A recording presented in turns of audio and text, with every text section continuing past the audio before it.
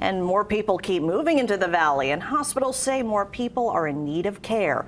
When Desert Springs Hospital loses beds in the next few weeks, the Nevada Hospital Association says expect more patients at other facilities, and you may see some longer wait times. The busy area of Paradise will have fewer hospital beds when someone needs care. More than 10,000 people, the hospital says, were patients at Desert Springs in 2022. When inpatient services end and Desert Springs will only provide emergency care, the valley will lose 282 beds.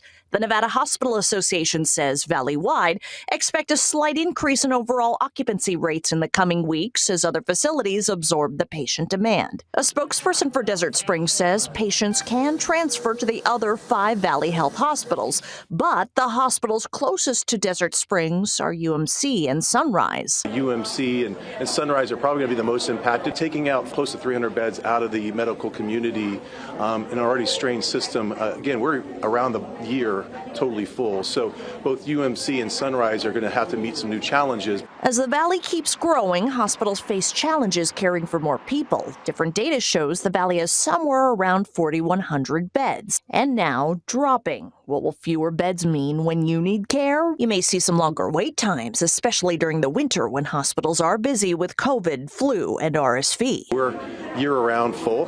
Most of the hospitals are. We know that wait times and impact to the community is going to have a major ripple effect for us. Taking out 300 beds is definitely going to have a strain on the community, but UMC's up for the challenge.